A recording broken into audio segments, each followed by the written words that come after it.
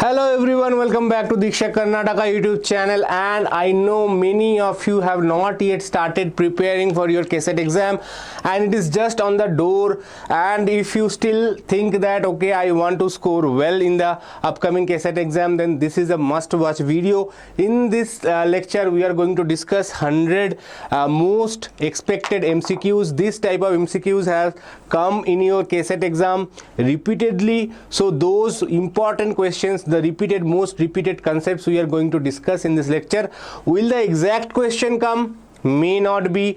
Will the similar concept will come? Definitely. And here in this 100 questions I am going to discuss only second PU most important questions. If you want to revise your first PU, you can go and check the top 30. I have done 3 videos on top 30 from your PU1 chapters, and also the revision of lectures of from your PU1 as well.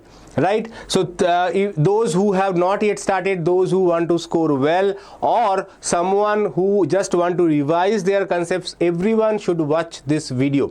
Okay, and my target for this video is a 10k views, and if 10k views is achieved, then I might give you something extraordinary for the upcoming PU exam. Okay, deal. Let's start. First question: a charge of 6.75 microcoulomb in an electric field is acted upon by a force of 2.5 Newton. The potential gradient at this point is.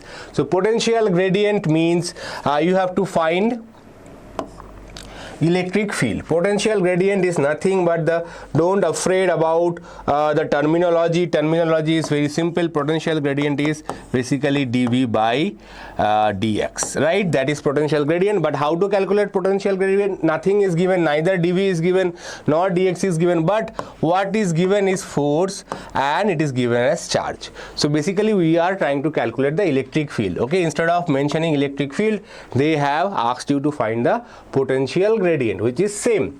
So what is the force? Force is 2.5. What is the charge? 6.75 into 10 to the power of minus 6. Okay, so this is the or 2.5 divided by 6.75 into 10 to the power of 5. 10 to the power of 6, sorry. Okay. Now what is this? 25 ones are 25, 26 is 2.6. So we can say this is basically 10 by 26. Okay, it will be 27, right? 2.7, 27. Now what to do? We have a 10 to the power of 6 multiplied. I have borrowed one of the zeros over here and I am writing this as 10 to the power of 5.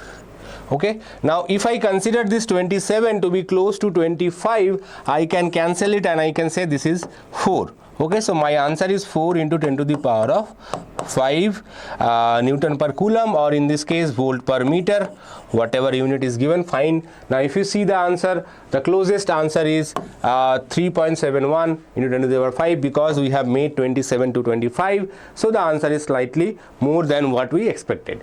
Now next question.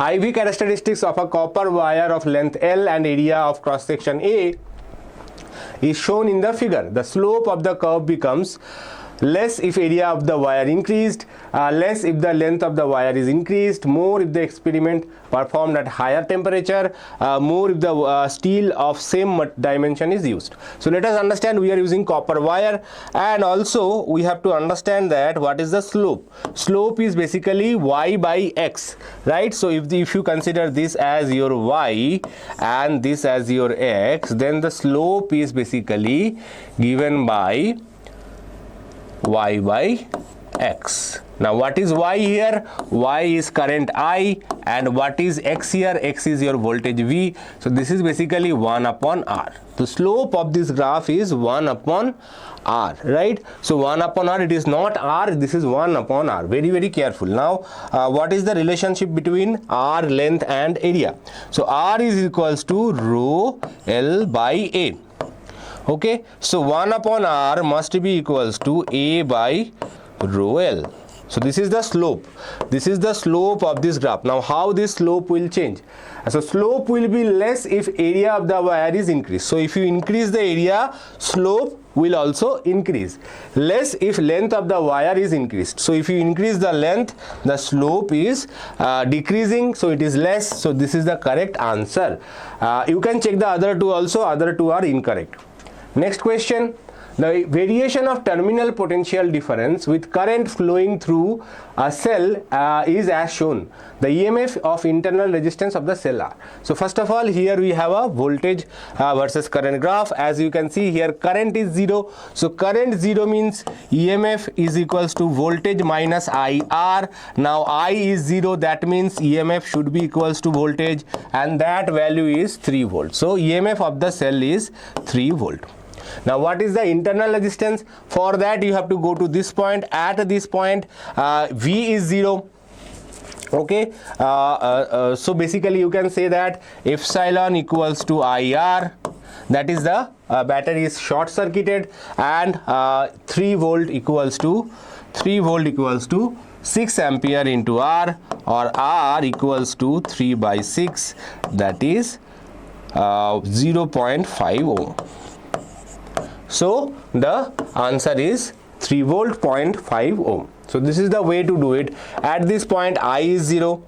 Okay, you can get the epsilon from here. At this point the external voltage is 0. So voltage 0 means the entire current is getting dropped across the cell is short circuited. So that's why you can calculate the resistance. Next question. To send 10% of the main current through a moving coil galvanometer of the resistance 99 ohm, the shunt required is. So we have a galvanometer. Okay, we want to send 10% of the main current, that is this current. So if this is I, then 0.1 is 10%. 0.1 I should go through this, and 0.9 I should go through this. Now if this is shunt resistance, from the voltage drop rule, the voltage drop across the galvanometer should be voltage drop across the shunt resistance. So 0.1 I into 99, that is the resistance of the galvanometer, equals to 0.9 times S. Okay, you don't need to remember all the complicated formulas. This is the simplest formula. So 0.1 and 9 cancels, so you get 9. Also there is a I, so I also cancels, and you get 11. So shunt should be equals to 11 ohm. Okay, so it will be 11 ohm. Correct answer option D. Next question. The magnetic field of 4K Tesla exerts a force of 2 plus J 10 to the power of minus 7 Newton on a particle having charge 1 microcoulomb while moving in the XY plane. The velocity of the particle is. So magnetic field is this. Okay, force exerted on the particle is this. Okay, now we have to find the velocity. How to do that? We know that force is basically Q into V cross B. Okay, and let us assume that particle is moving in the XY plane. So in the XY plane means velocity should be equals to A I cap plus B J cap. There is no vector division possible, so you cannot take this as a division. You have to compare it with this quantity. Now let's see what is the force. Force is 2 I cap plus J cap into 10 to the power of minus 7. What is the charge? Charge is 1 microcoulomb. Microcoulomb means 10 to the power of minus 6. 1 is obviously 1, so we are not considering that. Now what is V? V is A I cap plus B J cap. And what is B? B is 0.4 Kelvin. Okay, 0.4 Kelvin. 0.4 K, sorry.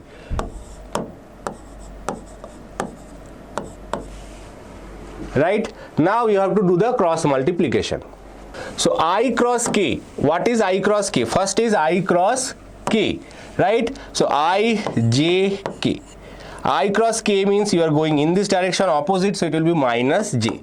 So it will give you minus 0.4. We can take it as common, obviously. So we will only consider k into I cap. So you will get minus a j cap. Why minus? Because if anything going in this direction is positive, okay, anything opposite direction is negative, right? Anything in the opposite direction is negative. So if you don't remember the rule of cross product, anything going in the clockwise direction is positive. Now I cross k is opposite to that direction. Opposite to that direction means it will be negative. Plus b, j cross k. Now j cross k is in the cyclic direction, in this direction, so j cross k should be plus I. Okay, so it will be plus I. So you get the answer, you get the value of this v cross b. This is v cross b.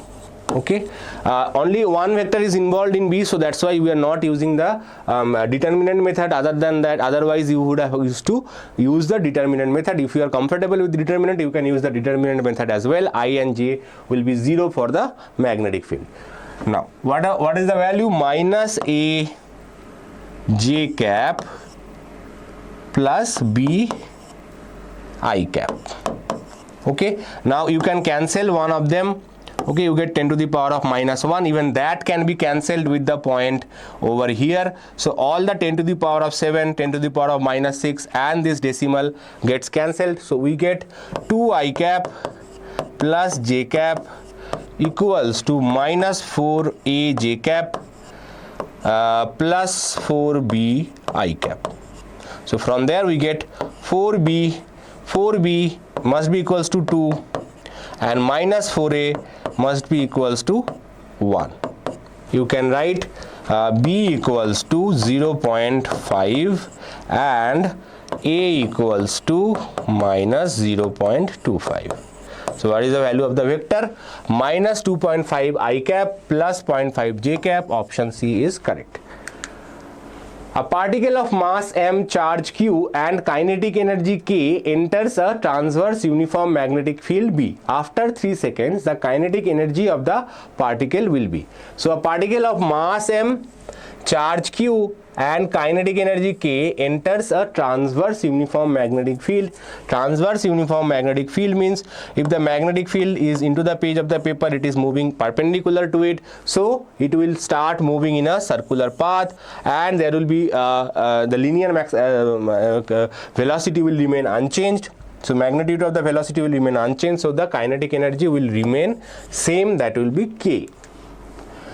A circular coil of wire of radius r has n turns and carries a current I. The magnetic induction B at a point on the axis of the coil at a distance root 3r from its center is. So what is the formula? Magnetic field due to a circular coil on its axis at a distance x is given by B equals to mu naught by 2, okay, I r square root r square plus x square to the power 3 by 2, okay, or mu naught by 2 I r square, okay, r square plus root 3r whole square gives you 3r square. So you get here 3r square to the power 3 by 2. Mu naught by 2 I r square 4r square to the power 3 by 2. Now 4r square by 2 to the power by 2. So by 2 means what? By 2 means square root. So 4r square root whole cube, right? So what is the value of this? This is 2r whole cube, that is 8r cube. So this is 8r cube. So mu naught by 2 I r square by 8r cube. Okay, so you cancel them, you get mu naught I, and there is n number of turns, so n will be included over here. So you have to include n over here, small n, okay, not capital N. So because n number of turns, so that number of turns should be included. So mu naught Ni by 2 into 8 is 16R. Okay, mu naught Ni by 16R. So this is the correct answer. Now next question, the effective resistance between P and Q for the following network. So effective resistance between P and Q for the following network. So as you can see that this resistance and this resistance are connected in series. So if these two are connected in series, then their equivalent resistance will be 6 ohm. Now this 6 ohm and this 6 ohm are connected in parallel. So two equal resistance connected in parallel, their equivalent resistance is half. So their equivalent resistance, this entire system will have 6 by 2, that is 3 ohm. Now 3 ohm, 4 ohm and 5 ohm, they are all connected in series. So this will be connected in series. So you can redraw the circuit like this. So it is 4, 3, 5. Okay, 4 plus 3 is 7, 7 plus 5 is 12. So 12 ohm is the correct answer. Next question. An electron is moving in a circle of radius r in a uniform magnetic field B. Suddenly the field is reduced to B by 2. The radius of the circular path now becomes. So electron is moving in a circle of radius r in a uniform magnetic field B. Okay, so what is the formula for radius r? Okay, it will be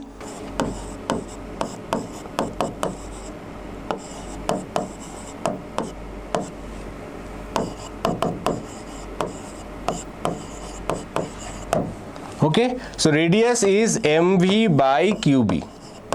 Okay, so if you make the magnetic field B by 2, then what will happen? R, nu R equals to mv by qb by 2, that will be 2 into entire thing, that is 2r. So the radius will be 2r. Okay, next question. The effective length of a magnet is 31.4 centimeter and its pole strength is 0.5 ampere meter. The magnetic moment, if it is bent in the form of a semicircle, will be. So initially the length was 31.4 and the pole strength was given 0.5 ampere. Now if you bend it in a semicircle, okay, the effective distance between the pole will change. So what is the formula for magnetic moment? Magnetic moment is basically pole strength. Magnetic moment, capital M, is pole strength into the distance between the poles. Okay, so this is the magnetic moment formula. Okay, now how to do find this case? In this case it is straight, but once you bend it, okay, the distance between them changes, but the circumference of this will remain same, that is 31.4. So suppose the radius of this semicircle is r, then d equals to 2r, right? Diameter, this is diameter.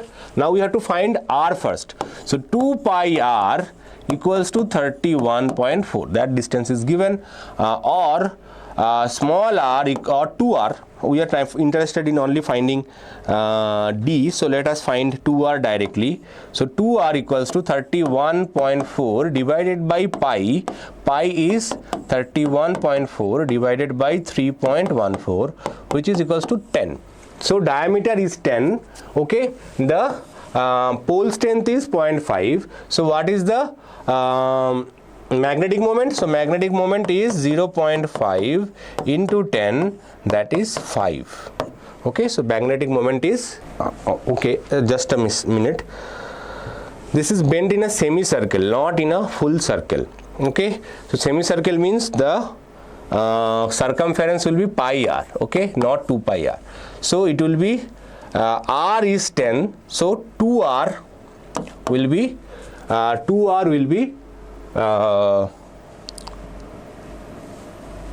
r is 10, so 2r will be 20 centimeter. Now 20 centimeter, so you have to convert it into meters. Okay, so it will be 20 into 10 to the power of minus 2. Okay, so 0.5 into 20 is 10, so 10 into 10 to the power of minus 2, that is 0.1 ampere meter square. Okay, 0.1 ampere meter square, option A is correct. Next question. two charges 4q and q are 3x apart in air. A charge capital Q is placed at a point on the line joining so that the system of these three charges remain in equilibrium. Then the distance of capital Q from 4q and the value of capital Q are. So we have two charges, one is 4q, another one is q, and their distance is 3x. Okay, now they are kept in that. Now you have introduced a charge, capital Q such that the system is in equilibrium. Now the system is in equilibrium means what? System is equilibrium means now this small q will repel this, and this capital Q has to attract it to balance. Okay, so we will consider the equilibrium of the 4q charge. Okay, because we are interested finding this distance, say y.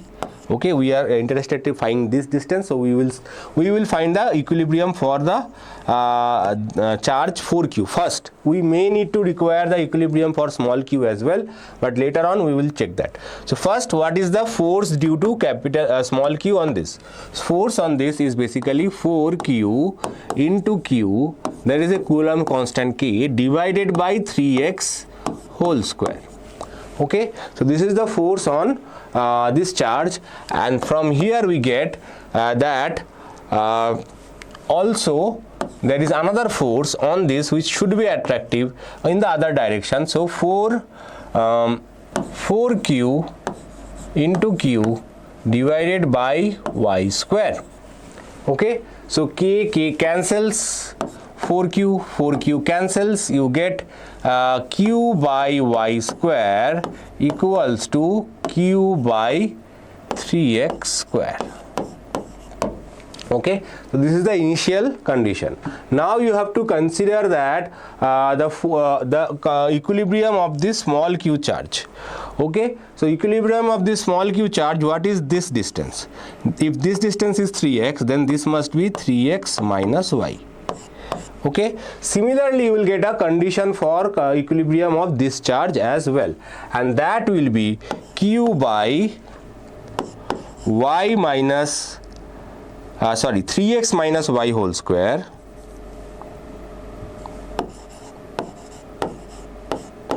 equals to 4q divided by 3x whole square. Okay, so for the equilibrium of 4q there was q, so for the equilibrium of small q there must be 4q. Okay, small q, not capital, small q. Now from this relation we have to find the value of q as well as the value of y. So first we will divide both side. This is equation 2, this is equation 1. So if you divide equation 2 with equation 1, you get this result, y square by 3x minus y whole square equals to 4. Okay, so you have to take the square root on both sides. You get y by 3x minus y equals to 2, or y equals to 6x minus 2y, or 3y equals to 6x, or y equals to 2x. So from there you get y equals to 2x. So you got the y value. Now put it over here, find the value of capital Q. Now capital Q will be with the sign of negative. The charge sign will be negative. We have ignored it calculating over here, but the sign of the charge Q will be negative because both of them are positive. That means this will be negative, so that the force is attractive in nature. Okay, so that is obviously understandable. Now Q equals to small q by 9x square. 9x square, from here we are applying on equation 1. Y is 2, so it will be 4x square on the top. So x square cancels, so you get Q equals to minus 4 by 9q. Okay, so minus 4 by 9q, and the distance is 2x. Next question. 2 point charges are 3 meters apart and their sum is 8 microcoulomb. The force on repulsion between them is 0.12 Newton. The charges are. So here you have to find a combination of charges. We know that force is basically K Q1 Q2 by r square.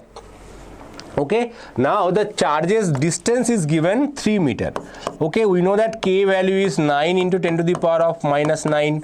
Okay, q1, q2 divided by r square is basically 3 square. So 3 square and 9 basically cancels. So you get the force is q1 q2 into 10 to the power of 9. It is 10 to the plus 9, not minus 9. So you have to find the combination of charge, and this side you have 0.012. So this combination of charges, where if you multiply them, that should give you a 12. Okay, and if you add them, that should give you 8. Okay, so if you see, all of them are giving you 8 if you add them, but only one of them is giving you 12 if you multiply them, and that is this one. 6 into 2 is 12. So the order has to match, the number has to match, and only this one can give you this result. If you put the 6 microcoulomb, 2 microcoulomb, 10 to the power of minus 6, 10 to the power of minus 6, that will cancel and you get this answer. Next question.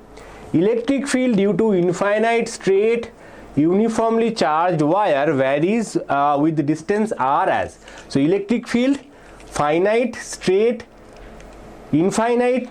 uniformly charged wire is proportional to, it is basically lambda by r, so it is proportional to 1 by r. Normally electric field is 1 by r square, but for a infinite charged wire, it is 1 by r. Next, 3 point charges are placed at the corners of an equilateral triangle, assuming only electrostatic force are acting. Okay, so we have this system. 3 point charges are placed at the corner q1, q2, q3. No other force is acting, only electrostatic force. The system will be in equilibrium if the charges rotate about the center of the triangle. So system, they are saying the charges will, if they are rotating in the center of the triangle, the system will be in equilibrium.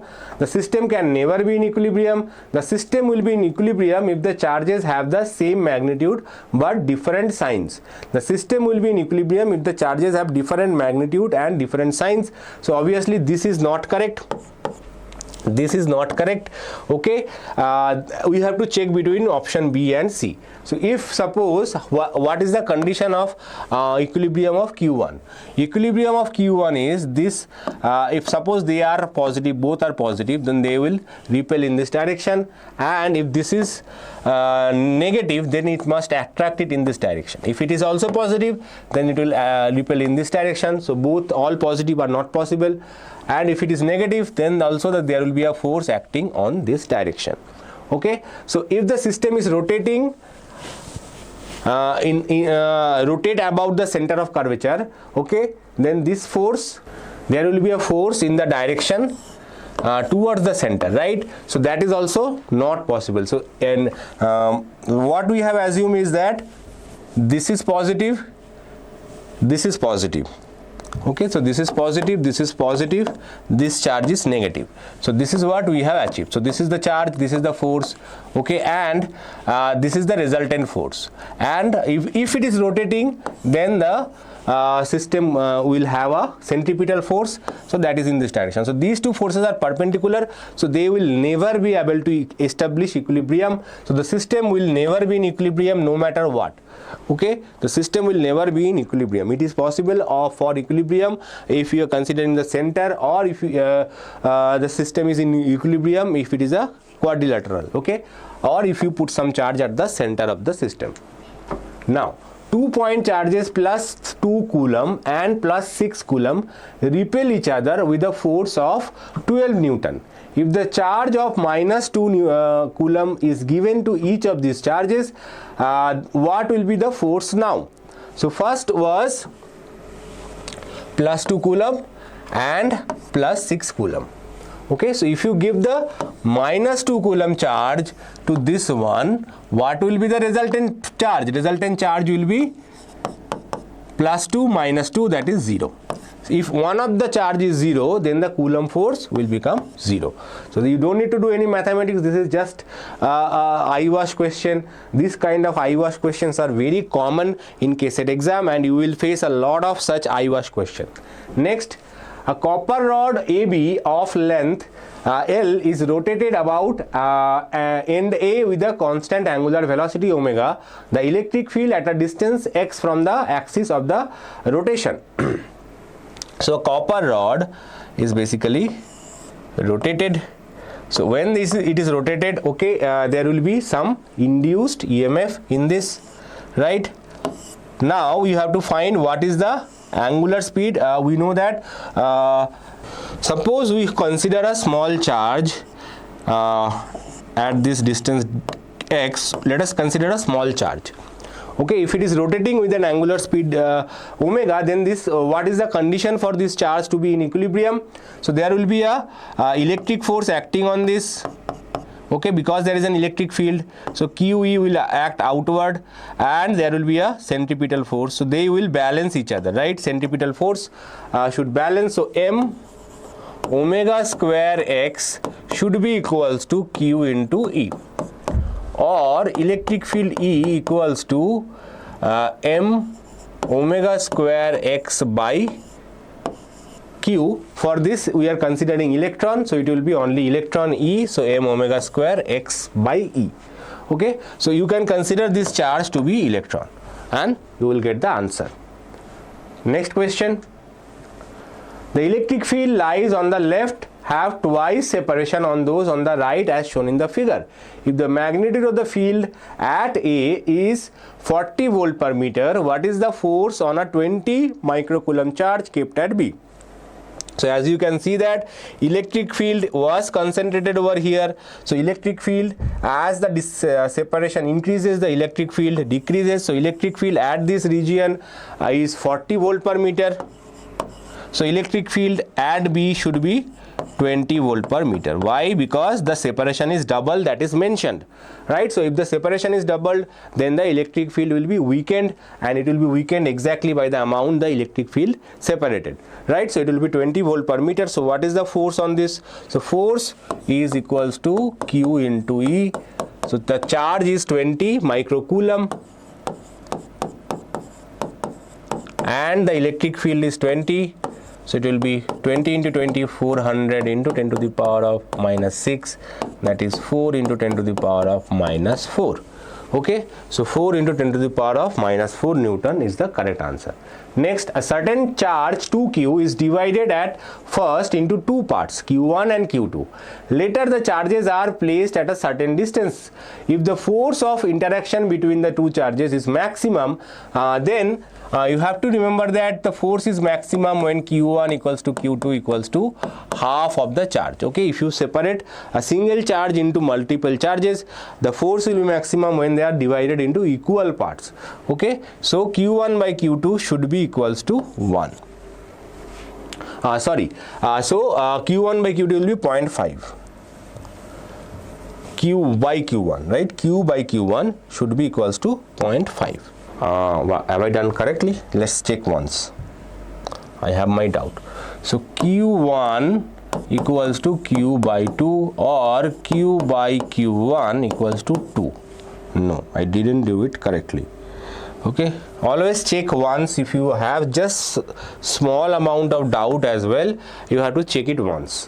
Next, the magnitude of point charge due to which the electric field 30 centimeter away has a magnitude of 2 Newton per Coulomb will be. So electric field is given by 2 Newton per Coulomb, that is equals to KQ by R square. Okay, so Q equals to 2R square by K. Okay, now you have to remember that R is given in centimeter, so you have to convert it into meters, and K is 9 into 10 to the power of 9, that is a fixed value. So it will be 2 into 30 square is 900 into 10 to the power of minus 4 divided by 9 into 10 to the power of 9. So you will cancel 100, you get here. So 100 it will reduce and it will go. So it will 2 into 10 to the power of 11 minus 11. Sorry, 2 into 10 to the power of minus 11 coulomb. Next question.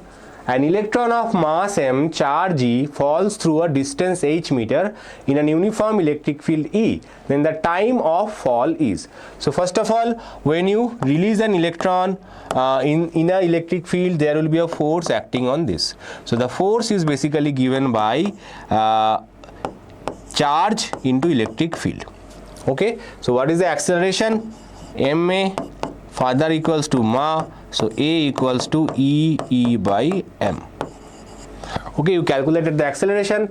Now H equals to half AT square. Why? U is 0. So UT plus half AT square. So U is 0. So it must be AT square, or T square equals to 2H by A, or what is A is E by M, so 2HM by E into E, or time T equals to square root of 2HM by EE. Okay, so 2HM by EE, option A is correct, right?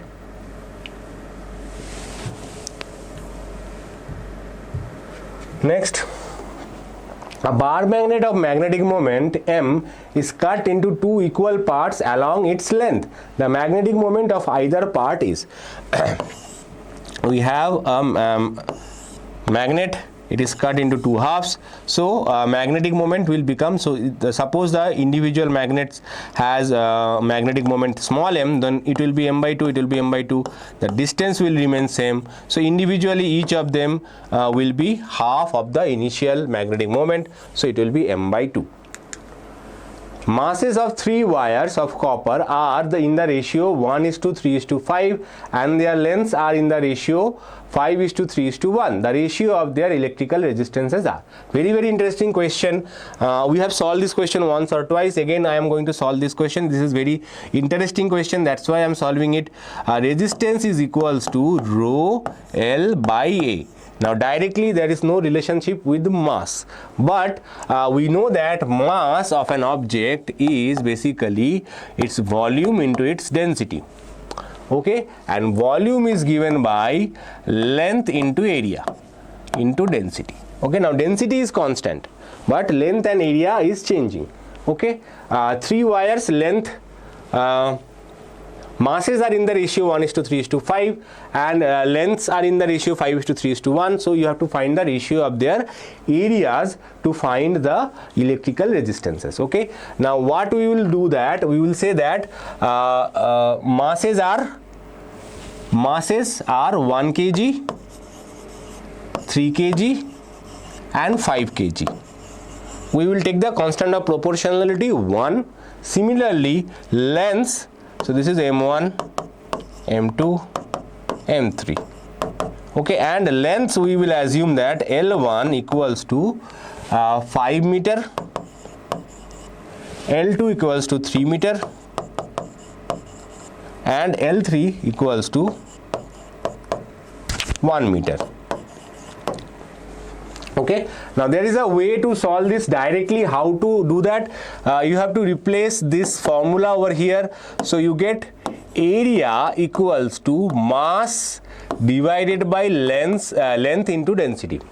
Okay, and you put that area formula over here. So you get rho L by mass L into D. This was in division, so it will go up. So you get rho L square D by M.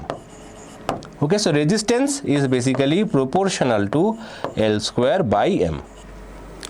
Okay, so R1 is to R2 is to R3 equals to L square by M. So L1 square 25 by M. M is 1 is to R2. R2 is L2 square 9 by L2 square is 9 and length is also 3. Now next is R3 L3 square 1 and mass is 5. So you get 25:3:1/5, or you have to take this 5 and multiply individually everyone. So 125:15:1. So 125:15:1 is the answer. Next question, in the given circuit the current through 2 ohm resistor is. So we will be finding the current through this 2 ohm resistor. How to do that? If you see this circuit properly, you will realize that the current which starts from this path, instead of going down this way, it will go straight and it will follow this path only. Why? Current always passes through the lowest possible resistance. So in this way there will be no current through this, no current through this, no current through this, no current through this. Okay, because this is a straight wire, this you can consider this to be a resistance of 0 ohm. So all the current will pass. This is compulsory. Okay, this resistance cannot be skipped, this resistance cannot be skipped, because they are connected directly with the battery, right? So current has to pass through 1 ohm, it will go straight through the wire and then it will pass through the 2 ohm resistor, right? So what is the total resistance? The total resistance is 1 ohm plus 2 ohm, that is 3 ohm. Okay, and the current that is passing through this 1 ohm, the same current will pass through this 2 ohm as well. So what is that current? Current is basically voltage divided by the resistance, that is 0.4 ampere. So the current through 2 ohm resistance is 0.4 ampere. This is a tricky IWAS. This is also a IWAS question, but this is a tricky IWAS. Next, 24. Kirchhoff's junction rule is a reflection of conservation of charges. Junction rule charges and loop rule is voltage. Loop rule is energy. Next, through the electron drift velocity is, though the electron drift velocity is small and electron charge is very small, the conductor can carry an appreciably large current because the number density of electron is very large. Okay, because number density is very large, even though they are moving slowly, they are moving in a huge number. That is why current can be passed quickly. A bar magnet of magnetic moment M is placed in a magnetic field of induction B. The torque acting on this is, torque is M cross B. Torque is M cross B and the energy is minus M dot B. Okay. A bar magnet is held perpendicular to an uniform magnetic field. If the couple acting on the magnet is to be halved by rotating it, then the angle by which it is to be rotated is. Okay, so torque is MB sin theta. Okay, now initially suppose what is the angle? It is perpendicular to the uniform magnetic field. So initially the angle was 90 degrees. So initially torque was M into B sin 90. Sin 90 value is 1. So initially it was MB. Now new torque is to be final torque by 2. That is MB by 2. And what is the formula? MB sin theta. So that means sin theta must be equals to half. So sin theta half is when angle theta is equals to 30 degrees. So theta must be equals to 30 degrees. Initial angle was, theta was 90. Final angle is 30. So by what angle it should be rotated? It should be rotated by an angle of 90 minus 30, that is 60 degrees. Okay, very careful, do not mark 30 degrees. The final angle they have not asked, they have asked by the angle by which it has to be rotated. Okay, so the difference in angle they have asked you. Next question, a bar magnet of magnetic moment 10 to the power of 4 joules per Tesla is free to rotate in a horizontal plane. The work done in rotating the magnet slowly from direction parallel to a horizontal magnetic field of 0.4 into 10 to the power of 5 Tesla to a direction 60 degree from the field. So bar magnet of magnetic moment 10 to the power of 4 joule per Tesla is free to rotate in a horizontal plane. The work done in rotating the magnet slowly from a direction parallel to the magnetic field of to the direction 60 degree from the field. So initially they are in parallel. Parallel means theta is 0 degree and direction 60 degree means theta is 60 degree. Now what is the initial energy? Initial energy of the system is minus mb cos 0. Okay, so initial energy is minus mb. Okay, now final energy is minus mb cos 60, that is minus mb by 2. Okay, cos 60 is half. Now what is the change in energy or work done? Change in energy is equals to work done, that is final minus initial, that is minus mb by 2 minus mb, that is minus plus, you will get mb by 2. So you need to do this much amount of work. M value is given 10 to the power of 4. Magnetic field is given 4 into 10 to the power of I think there is a mistake over here, it will be minus. Okay, 4 into magnetic field 10 to the power of 5 is very high. Okay, so it will be minus 2 into 10 to the power of minus 1 or 0.2. So 0.2 joules is the answer. Okay, next question. An aeroplane is flying horizontally with a speed of 360 km per hour. The distance between the tips of the wings of the aeroplane is 25 meter. The vertical component of the Earth's magnetic field is 4 into 10 to the power of minus 4 Weber per meter square. The induced EMF is. So for that we have to use the formula. Induced EMF is B into V into L. Very simple, easy formula. B is 4 into 10 to the power of minus 4. Velocity is 360 km per hour. So 360 into 5 by 18 meter per second. So it will be 20, that is 100 meter per second. You have to put that value over here. 100, and L is length of the wing is 25.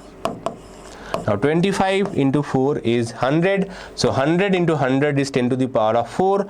10 to the power of 4 into 10 to the power of minus 4 is 1. So 1 volt. Answer is 1 volt.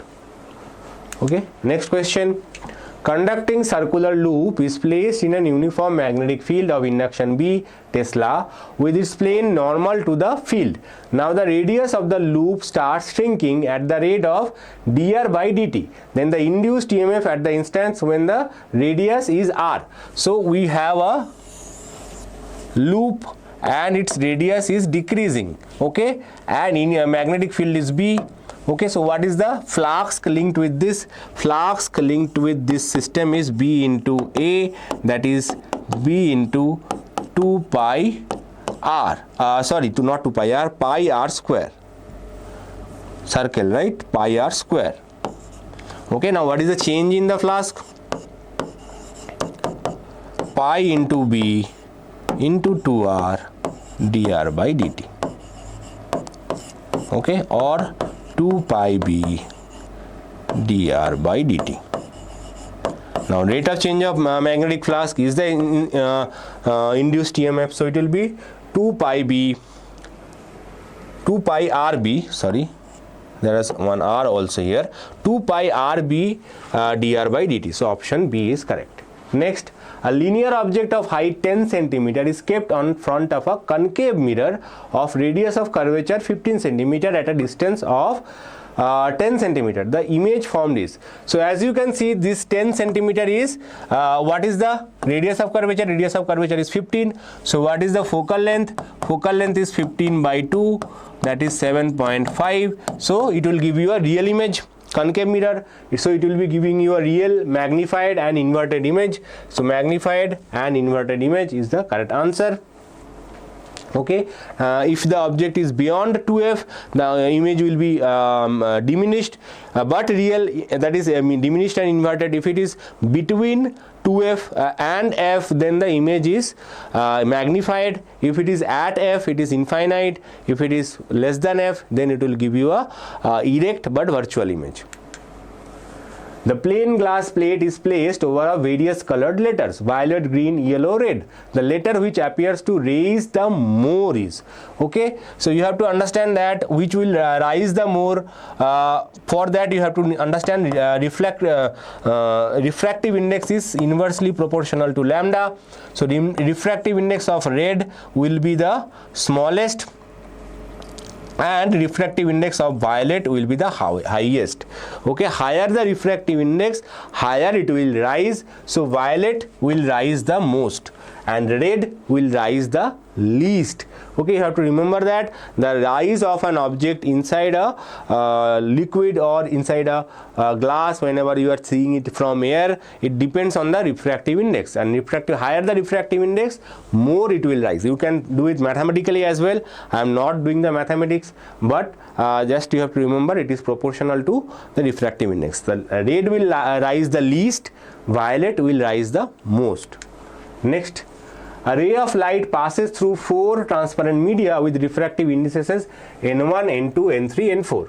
Okay, as shown, the surface of all the media are parallel. So surface of all the media are parallel. If the emergent ray DE is parallel to the incident ray AB, so if the incident ray AB is parallel to the emergent ray DE, that means the refractive index of this medium must be equal to refractive index of that medium. So N1 must be equals to N4. Okay, the same thing we observed in a glass slab, right? So N1 must be equals to N4. Option A is correct. Focal length of a convex lens is 20 centimeter and its refractive index is 1.5. It produces an erect enlarged image if the distance of the object from the lens is 15 centimeter. Okay, so focal length is 20 centimeter. So any length, any distance which is less than the focal length, it will produce a virtual erect and enlarged image. So it will be 15 centimeter. You just need to check the options once and you can answer it. A ray of light suffers a minimum deviation when the incident on an equilateral prism of refractive index root 2. The angle of incidence is. So we have to understand that refractive index is given. We know that refractive index is basically sine A plus delta m by 2 by sine A by 2, and for a equilateral prism A is 60 degrees. This value is given root 2. Okay, or sine A plus delta m by 2 equals to root 2 sine 30. Why sine 30? Because sine A by 2 is means for an equilateral prism. All the prism problems that is going to come is mostly equilateral prism, that is 60 degrees. Okay, so it will be sine 30. Sine 30 means half.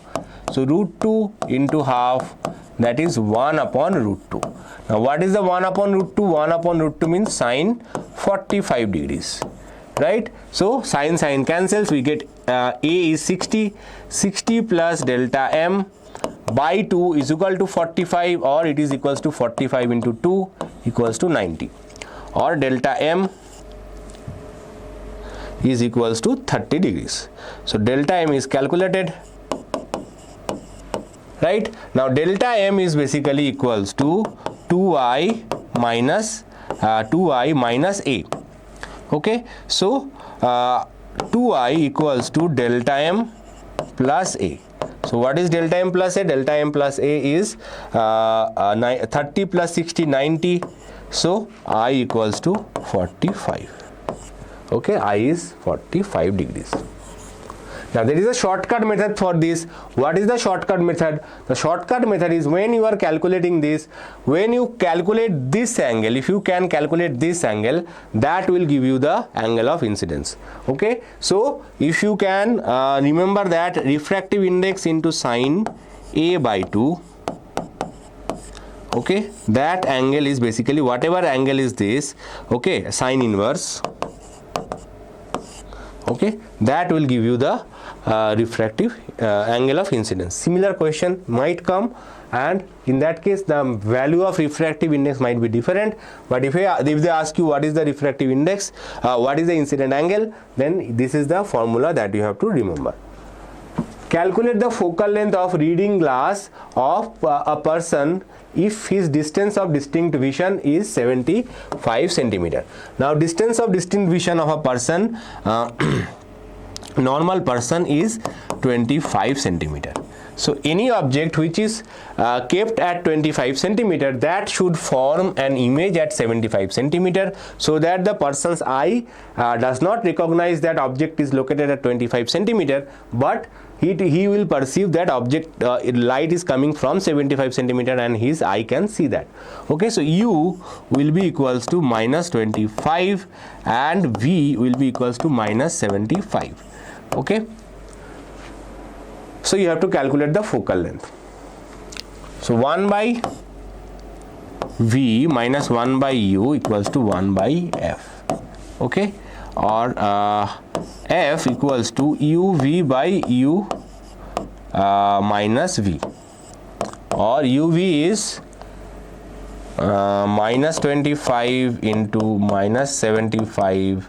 So minus minus cancels, this become plus, minus U minus 75, that will be plus 75, right? Minus minus plus, so you get 25 into 75. Remember that for person who is suffering from hypermetropia, or in the question, the case in the question, they require convex lens. Convex lens has a positive focal length, so it will be 37.5 centimeter. Okay, 37.5 centimeter is the answer. Next, a person wants a real image of his own 3 times enlarged. Where should he stand in front of a concave mirror of radius of curvature 30 centimeter? Okay, so radius of curvature is 30 centimeter and enlargement, okay, magnification is 3 times. Okay, now magnification is basically minus V by U. Okay, or for now don't consider the sign for now. Okay, so from this we get U 3U equals to V. So we get what is the relationship between U and V. Also we know that or U equals to V by 3. We are trying to find the U only. So 1 by V plus 1 by U equals to 1 by F, or equals to 2 by R. Okay, or 1 by U plus V is 3 by V, so it will be 3 by U. Okay, no, sorry, this is correct. We need to substitute V. Okay, so 1 upon 3U sorry, plus 1 upon U equals to 1 by 15.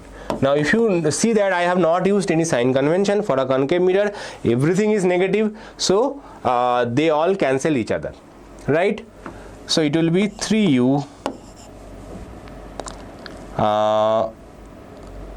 1 plus 3 equals to 1 upon 15, or 4 into 15 by 3 equals to U. Okay, so 5, so U must be equals to 20 centimeter. 20 centimeter is the answer.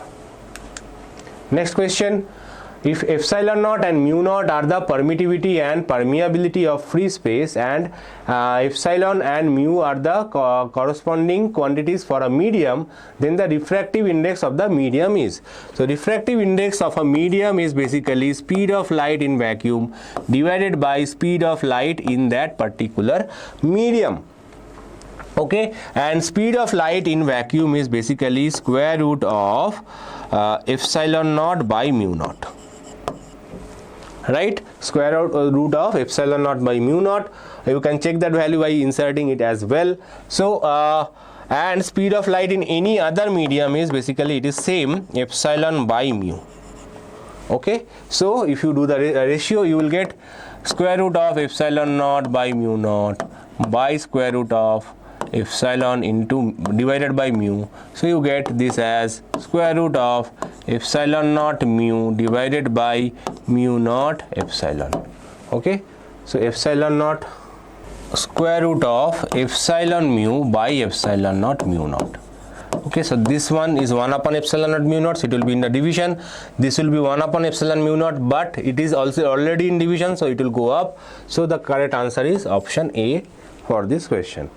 Next, an object is placed at 20 centimeter in front of a concave mirror, produces 3 times magnified real image. What is the focal length of the concave mirror?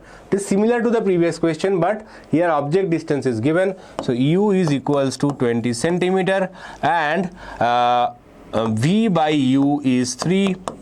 So v is equals to 60 centimeter. Okay, and you have to find the focal length. So 1 upon f equals to 1 upon v plus 1 upon u. Both are negative because it's a real image. So and for focal length is also negative, so we are not adding the sign for concave mirrors.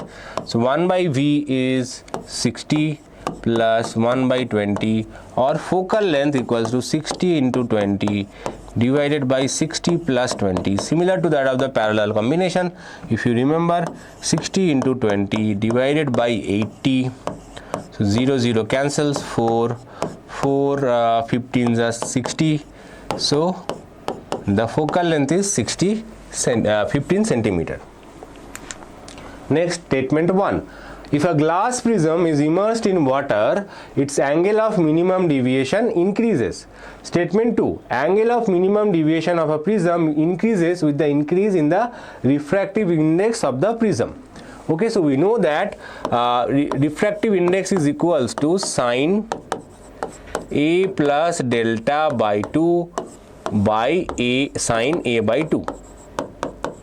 Okay, now if you increase the refractive index of the medium of the prism, then delta m is directly proportional to it, as this A is constant. So if you increase the value of n, then delta m will increase.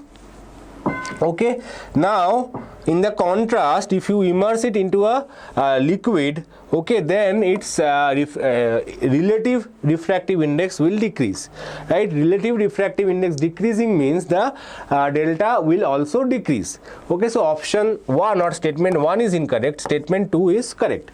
Okay, so statement 1 is correct, but statement 2 is correct, but statement 1 is wrong, so option D is correct. Next, in a system of two crossed polarizers, it is found that the intensity of the light from the second polarizer is half from that of the first polarizer. The angle between the pass axis is easy. So it is exiting, some light is coming out of the first polarizer, say I, and the second polarizer, say I dash, and I dash found to be half of the first polarizer. Okay, there is unpolarized light is not given, so don't worry about it. Now we know that this is nothing but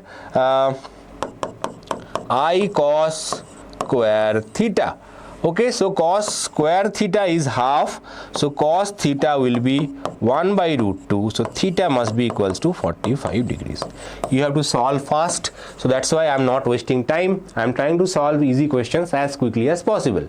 A coil of having number of turns capital N, area A, is rotated in an uniform magnetic field B with angular velocity omega about its diameter.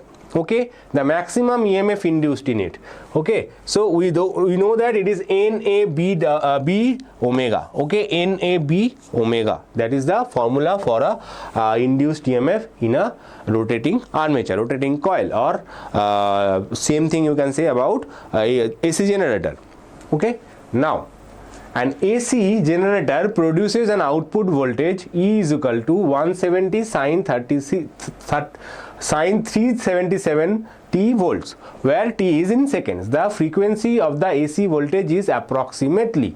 So here it is given to you the output is 170 sin 377 T.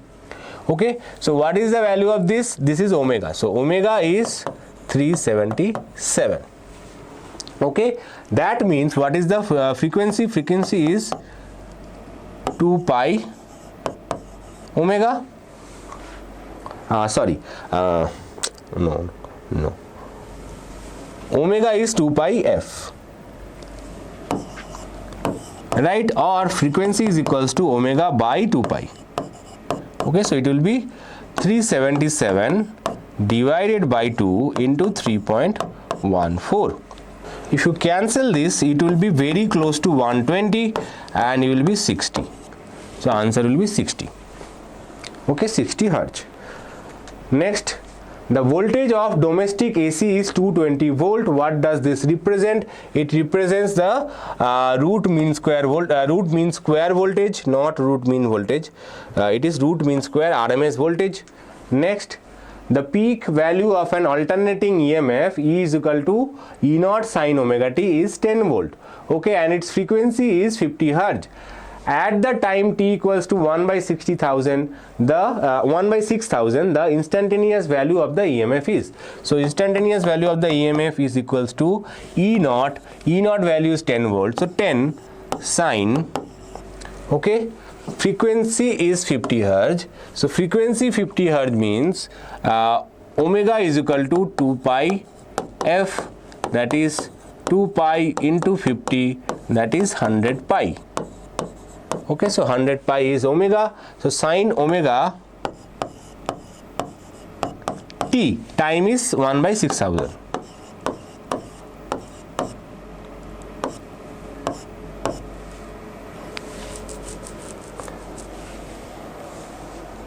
I think it will be 1 by 600, not 6,000, sorry. Yes, other than that, otherwise it will be, you cannot solve it. Okay, so it will be 10 sin pi by 6, that is, it will be equals to 10. Pi by 6 means 30 degrees, that is half, that is 5 volt. Okay, 5 volt. Otherwise, if it is 1 by 60,000, okay, I am telling you that answer as well, in case they give you that question sometimes.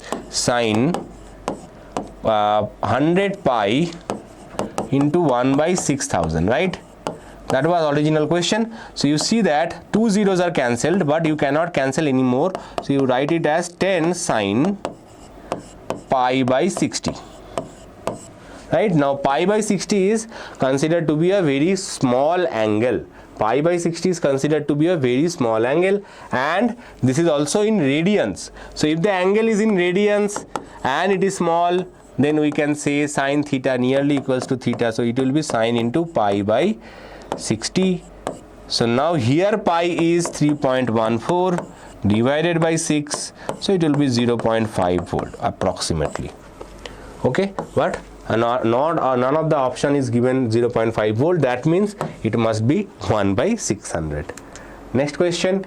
The RMS value of an AC of 50 Hertz is 10 ampere. The time taken by the alternating current in reaching from 0 to maximum value and the peak value of the current will be.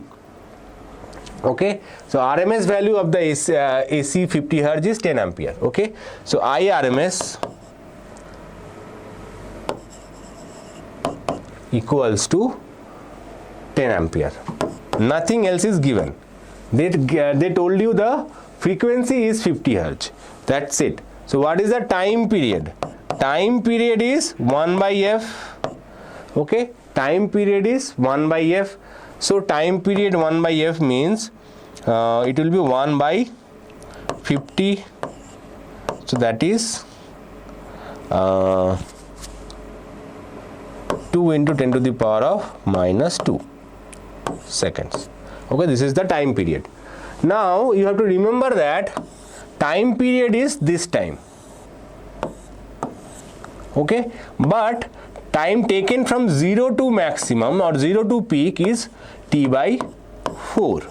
Okay, so what is the time taken? Time taken is t by 4. We will find the time taken. All the times except one time, every time is different. So we will try to find if we can solve it using the time taken or not. If not, then we will find the current. So 1 by 2 is 0.5 into 10 to the power of minus 2 or 5 into 10 to the power of minus 3. So they have given both options here also. So you have to find the current. So what is IRMS? IRMS is equals to I maximum by root 2, and that is equals to 10. So I maximum is basically 10 into 1.4, that is 14. Okay, so the correct answer is option D. Next, the frequency of an alternating voltage is 50 cycles per second and its amplitude is 120 volt. Then the RMS value of the voltage is, so RMS value again peak value divided by root 2, that is 120 value by root 2, 1.4. Okay, we have to cancel 14 7, we get this as 600 by 7 almost equals to 90. Okay, 7 9s are 63, so it is very close to 90 but slightly less than 90, so answer will be 84.8 volt. Okay, this is the closest answer to 90, right? Not 100, because we have increased it by 30 to get the answer, so that means our answer is more, so the correct answers will be slightly less. Next, the maximum value of AC voltage in circuit is 707 volt. Its RMS value is approximately, almost similar question. Okay, maximum is 707 divided by 1.4, that is 7070 by 14 7s are 14 2s are 7 2s are 14, 1010, or it will be 505 volt. Okay, so correct answer is 500 volt. Next, a voltage and current in an AC circuit is given by 5 sine 100 pi t minus pi by 6 and 4 sine 100 pi t plus pi by 6. Okay, so as you can see that voltage, the phase is negative, current, the phase is positive, so the phase difference is current phase plus voltage phase pi by 3, but who is leading here? Current phase is positive, so current is leading. Okay, current leads the voltage by 30 degrees. Next question, a coil and a bulb are connected in series with 12 volt direct current sources. A soft iron core is now inserted into the coil. Then the intensity of the bulb remains the same. The intensity of the bulb decreases. The intensity of the bulb increases. The intensity of the bulb will decrease because as you insert the iron core, the inductance of the coil will increase, and as the inductance increases, it will try to oppose the current, and as it is opposing the current, the intensity of the bulb will decrease. Now we have reached a halfway point. Now I will be taking small break and I will be back within 1 second. Don't go anywhere till then, just 1 second break. Now I am back with the question number 51. A magnet of magnetic moment capital M is rotated through 360 degree in a magnetic field H. The work done will be 0. 360 degree rotation means basically doing nothing. Initially 0, then you rotate it to 180 degree, then 360 degree. So basically it is the same position and the work done in this process should be 0. Next question, a full wave rectifier with diodes D1 and D2 is used to rectify 50 Hz alternating voltage. The diode D1 conducts, so diode D1 conducts 50 times, diode D2 conducts 50 times, total number of conduction is 100 times. Okay. Now next question, the energy gap of an LED is 2.4 EV. When the LED is switched on, the momentum of the emitted photon is. So basically it's a question of not from a semiconductor, it is from question from de Broglie wavelength. So we have to remember that the energy is basically h nu.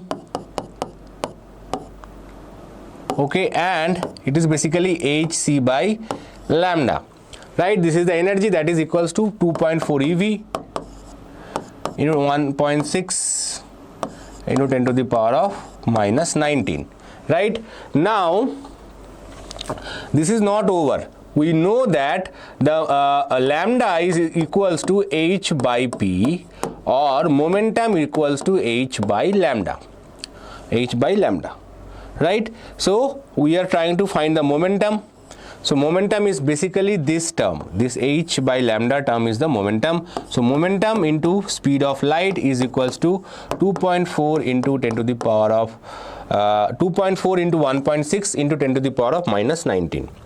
Or we will do it little bit shortcut, that we will directly divide it with the speed of light.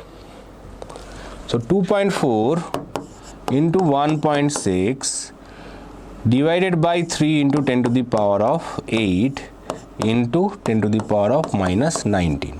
So it will be 3 into 0.8, 3 8 is 24, so it will be 0.8. 0.8 times 1.6 will be 1.04 into 10 to the power of minus 11. So 1.04 into 10 to the power of minus 11. I think I made some mistake, but anyway the correct answer according to the closest answer is 1.28. so 1.28. So even if you make small mistakes, it is allowed as long as you have done everything correct, right? Even in fact in this case, if you just had calculated the 10 to the power value, okay, then your answer would have been always correct. So if you see that all of them have given wrong 10 to the power value. Next, the resistivity of a semiconductor at room temperature is between. Now here the unit is given in ohm centimeter, so if you have remembered the value in ohm meter, then you have to adjust this value, and you have to remember that what is, if you convert this into ohm meter, meter is 10 to the power of minus 2, so it will be 10 to the power of 4 to 10 to the power of 10, okay, 10 to the power of 8, sorry, 10 to the power of 6 ohm meter. This will be 10 to the power of minus 4 to 10 to the power of minus 7 ohm meter. This will be 10 to the power of 8 to 10 to the power of 10 ohm meter, and this will be 10 to the power of minus 5 to 10 to the power of 6 ohm meter.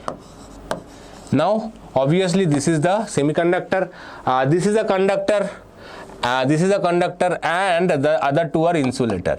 Okay, this one is semiconductor, so correct answer is this option D. Next, the forbidden energy gap for germanium is 0.7 electron volt. Identify the incorrect statement. When a PN junction diode is forward biased, the width of the depletion region decreases. PN junction diode forward biased depletion region width decreases. Correct statement. When the PN junction diode is reverse biased, the barrier potential increases. Correct. A photodiode is operated in reverse bias. Correct. and LED is slightly doped PN junction diode which emits spontaneous radiation of forward biasing. This is not correct, okay, it does not emit spontaneous radiation. Anyway, this part, this question, these two options are out of the syllabus, but first two options are part of the syllabus, so you may not get exactly the same question, but similar question will definitely come.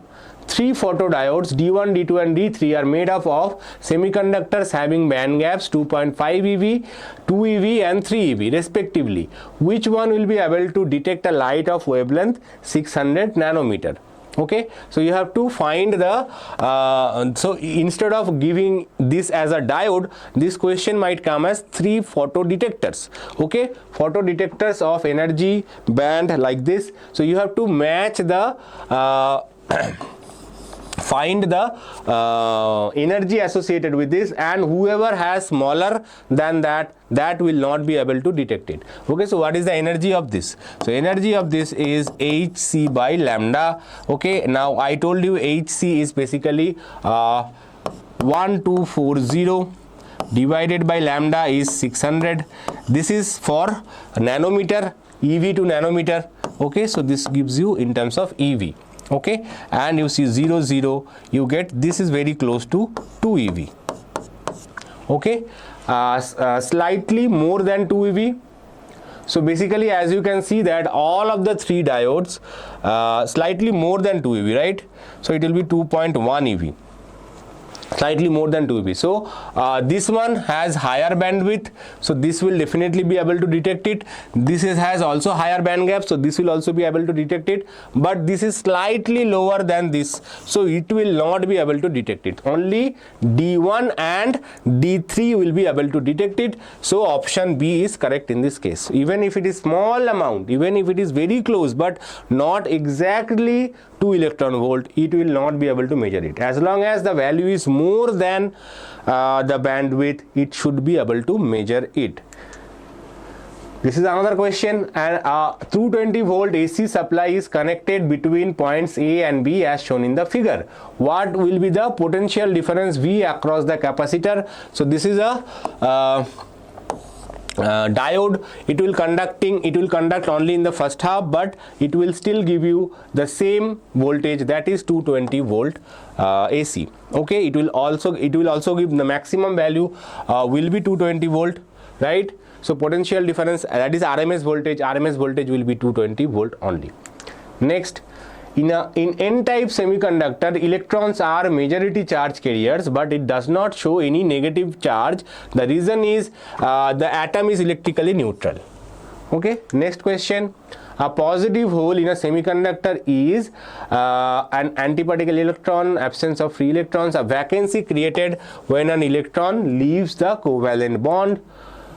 The density of an electron hole pair in a pure germanium is 3 into 10 to the power of 16 meter cube per meter cube. Okay, so on doping with aluminium, the hole density increases to 4.5 10 to the power of 22 meter cube. Now the electron density is, so we know that initial electron intrinsic semiconductor density is Ni, and Ni square is equals to hole density into electron density. This is the formula that you have to remember. Okay, and Ni was given 3 into 10 to the power of 16 whole square equals to hole density is given 4.5 into 10 to the power of 22, and electron density we are trying to find. From there we can say electron density is basically this square is 9 into 10 to the power of 32 divided by 4.5 into 10 to the power of 22. 4.5 cancels, you get this as 2 into 10 to the power of 10. So the electron density decreases, and it is now 2 into 10 to the power of 10. Next question. In the figure shown, the diode forward bias voltage drop is 0.2 volt. Okay, the voltage difference between A and B is, so you have a battery, you have a diode over here, and you want to find the voltage drop across these 2 points. Okay, now the voltage drop across the diode is 0.2 volt. Now when you are trying to find the voltage drop across this combination, you have to add all the voltages. Okay, so voltage drop across this is 0.2, this will be 0.2. Okay, because this is kilo, this is milli, so kilo and milli will cancel each other. Kilo is 10 to the power of 3, milli is 10 to the power of minus 3, they will cancel, so you get this as 1, this will be also as 1, and this is 2 volt, 0.2 volt, so total voltage will be 1 plus 1 plus 0.2, that is 2.2 volt. So answer is 2.2 volt, which is B. Next question, the energy gap in case of which of the following is less than 3 electron volt but greater than 0? Okay, that is basically a semiconductor. Germanium is a semiconductor, so its band gap should be less than 3 electron volt but not equals to 0. Equals to 0 is for conductors. Now next, the following graph represents the variation of photocurrent with the anode potential for a metal surface. Here I1, I2 and I3 represents the intensities, and nu1, nu2 and nu3 represent the frequencies for the graphs 1, 2 and 3. So as you can see, let us understand the graph first. So you see that this is 3 and this is 2. So they must have same intensity. Okay, so intensity 3 should be equals to intensity 2. Okay, and 2 and 1 should have same frequency. Okay, so nu 1 should be equals to nu 2 because they have same stopping potential. Same stopping potential means same frequency, and same saturation current means same intensity. Okay, so let us see which one of them are correct. So obviously nu 1 and nu 2 are equal. Okay, so now we have two options, either this one or this one. Okay, nu 1 is equals to nu 2. Now which of them is correct? Nu 1 equals to nu 2 and I1 equals to I2. No, this is not. I3 equals to I2, and in this case I1 not equal to I2. Yes, this is correct. So this must be the correct answer. Next, light of certain frequency and intensity incident on a photosensitive material causes photoelectric effect. If both the frequency and the intensity are doubled, the photoelectric saturation current becomes doubled.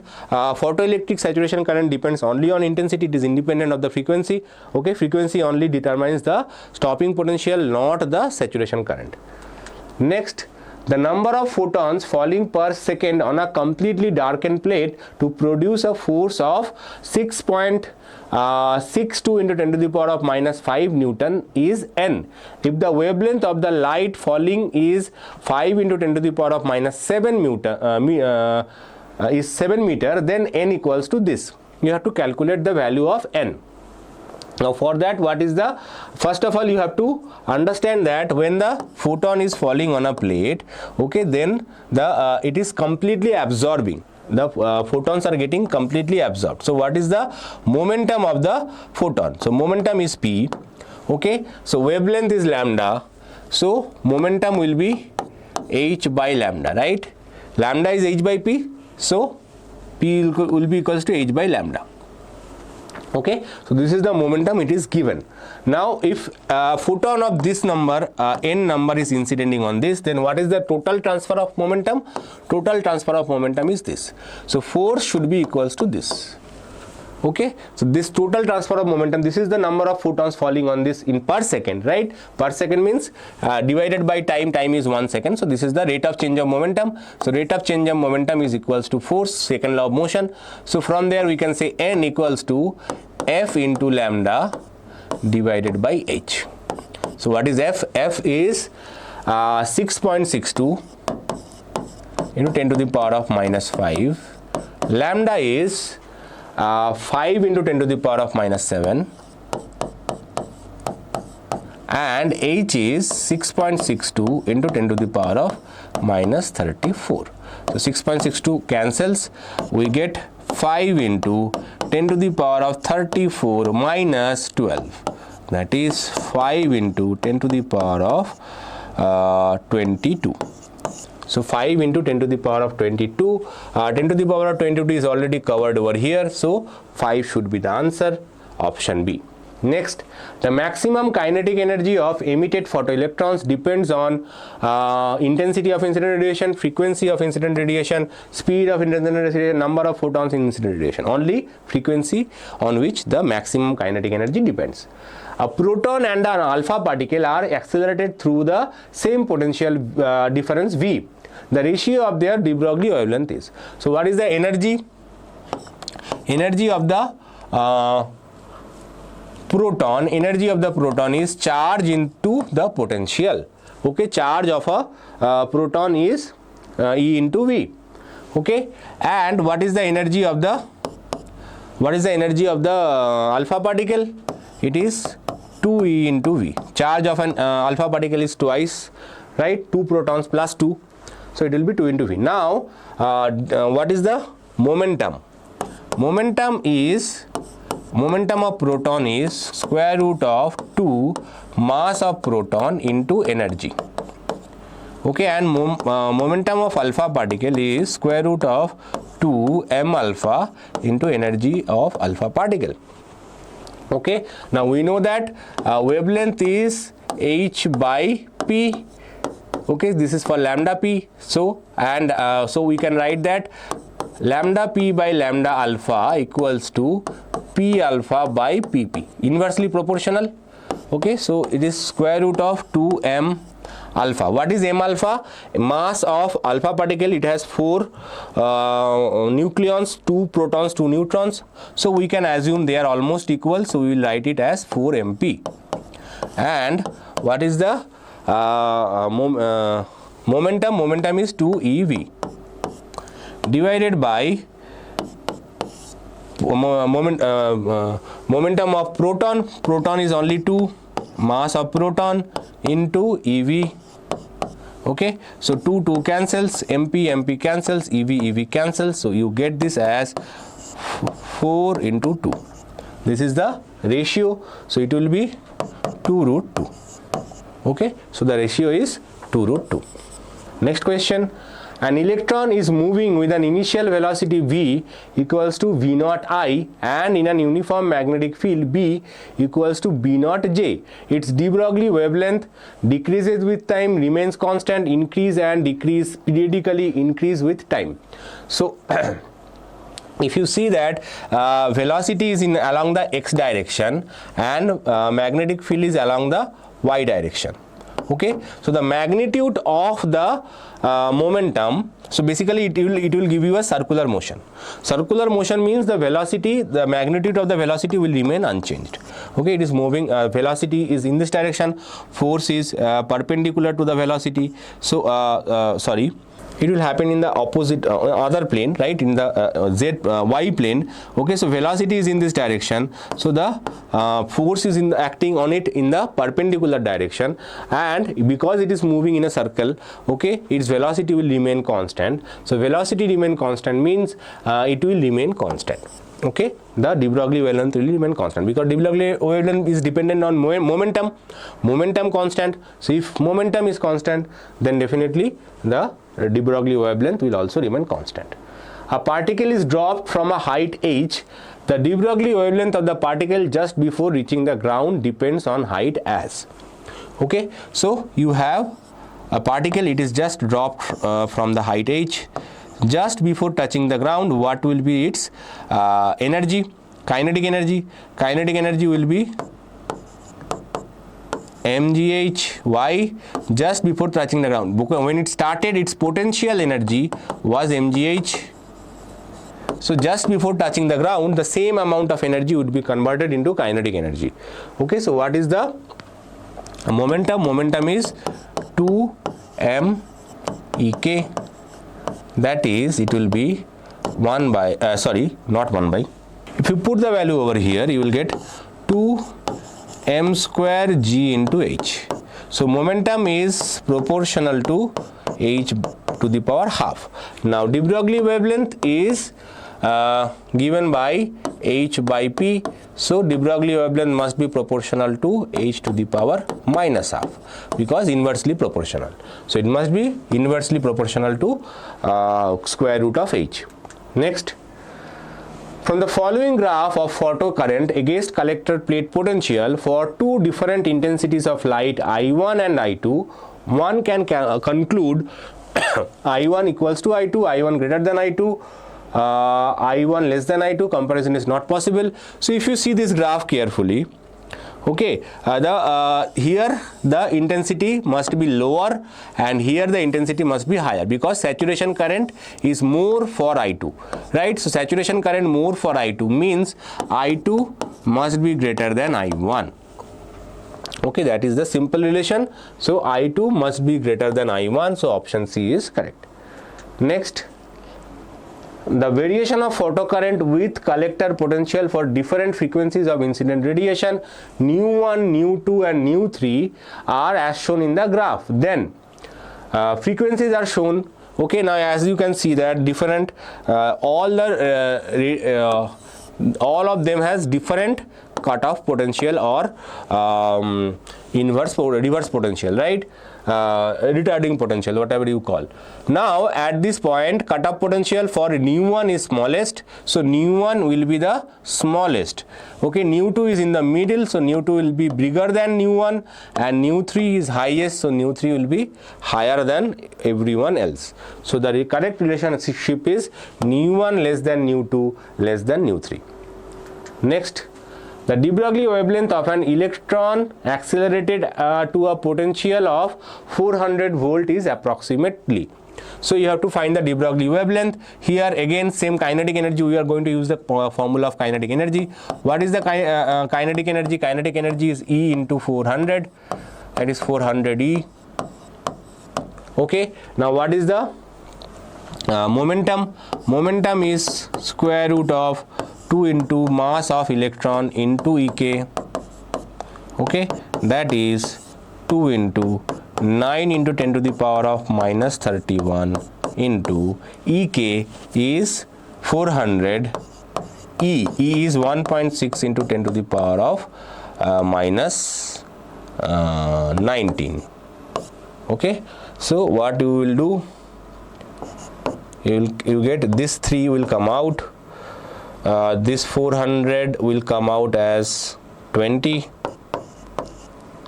and in between the gap you will have 2 into 1.6 into 10 to the power of minus 50, right?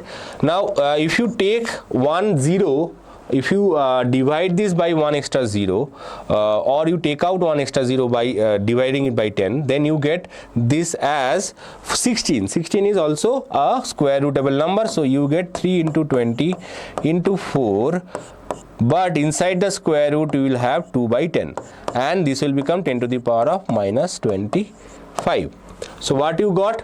You got 60 into 4, 240. So you get momentum is 240 into 1 by 5, 10 to the power of minus 25. Now this is not done. We know that de Broglie wavelength is h by lambda, that is 6 into 6 into 10 to the power of minus 34 divided by 240 into 1 by root 5 into 10 to the power of minus 25. So this will give you 6.6 by 240 into root 5 into 10 to the power of minus 9. So everything is in nanometer. Now you have to check which one is the closest one. Okay, 0.5 for the time being, you can consider this number to be close to 2, slightly more than 2 in fact, but we will consider this to be exactly equals to 2 for now. 240 cancels, you get 1, 120, 126, it will be 11, 1.1 into 60. So 10 to the power of minus 9. We are trying to figure out the order of the equation, right? So you can say that this is very close to 1 upon 50 into 10 to the power of minus 9. So that is, if you multiply 2 top and bottom, it will be 100. So you will get 0.02 nanometer. Okay, approximately this is the answer.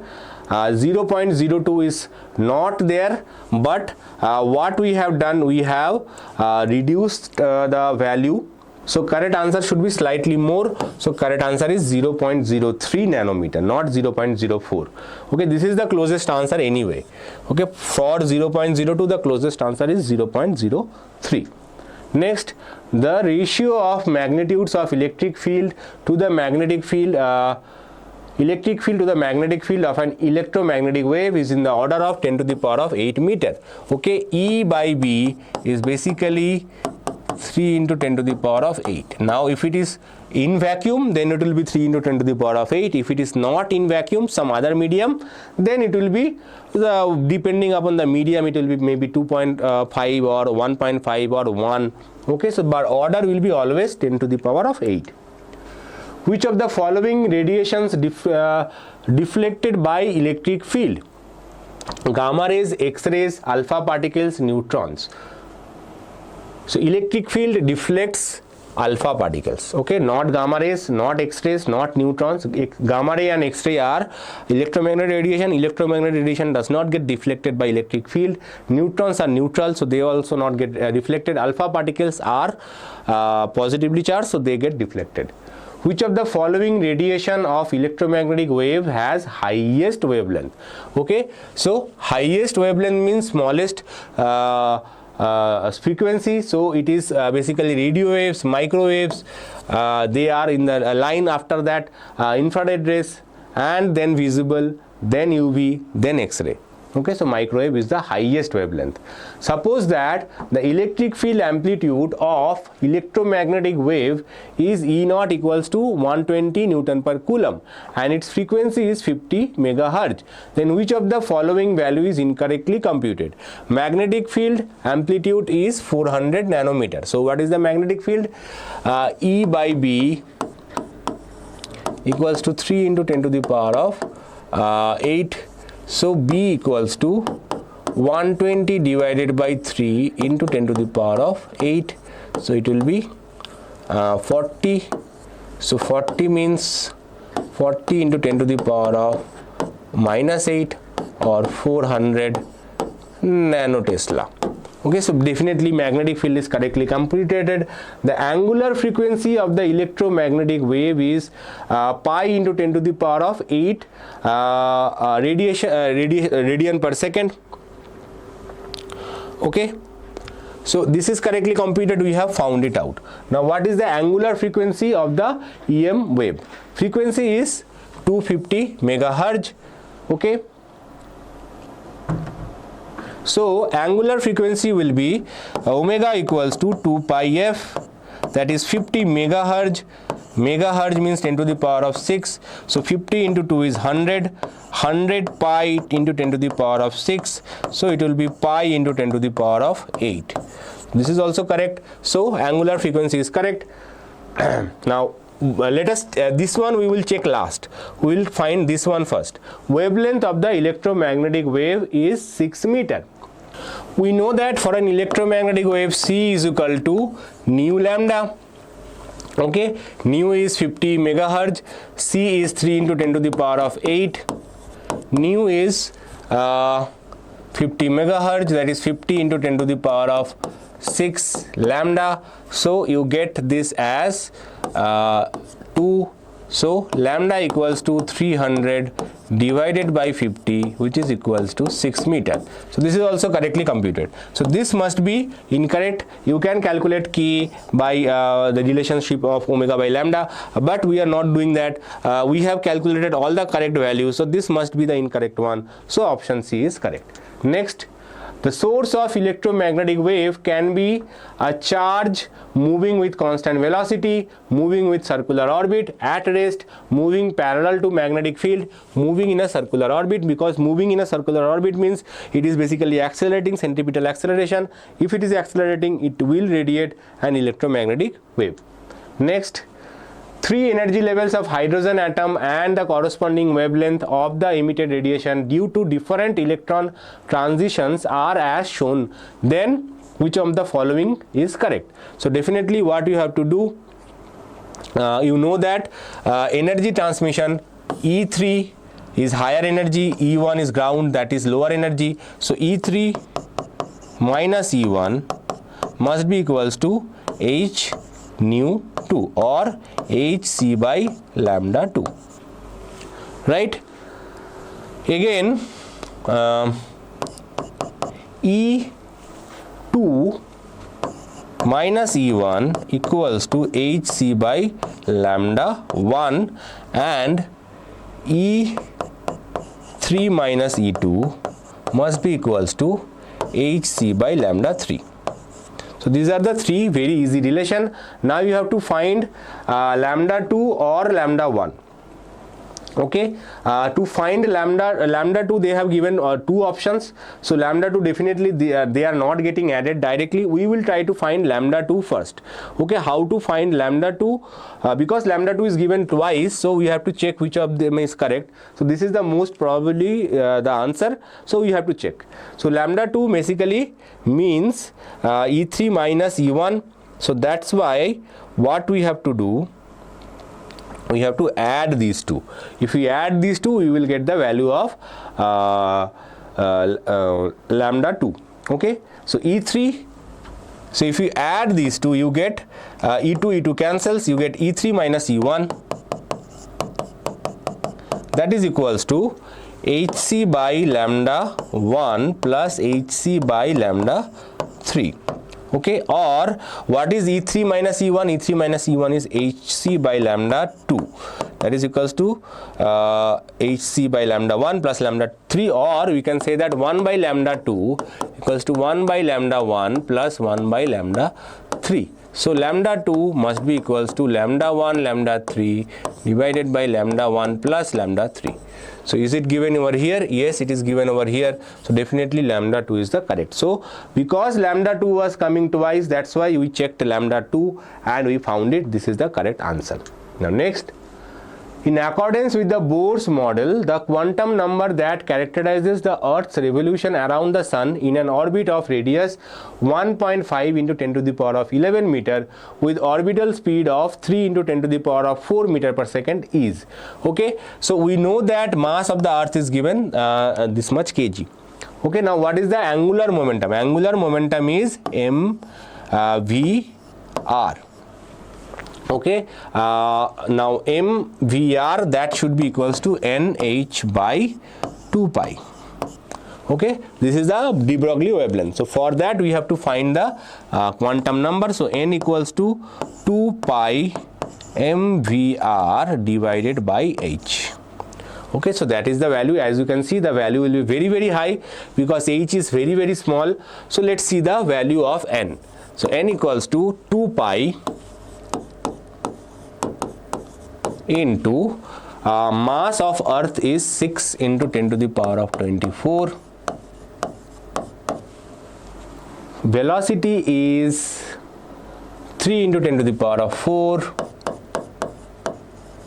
and radius is 1.5 into 10 to the power of 11 divided by h is 6.6 into 10 to the power of minus 34. Now if you see that all of them has different 10 to the power values. All of them has different 10 to the power of values. Now here also, even though we will not get the exact 10 to the power of value by calculating this, but we will get the very closest to the 10 to the power value, because if you consider this and this cancelled also, then also they have, this value should have slightly more than 10. So that 1 0 will come from this multiplication.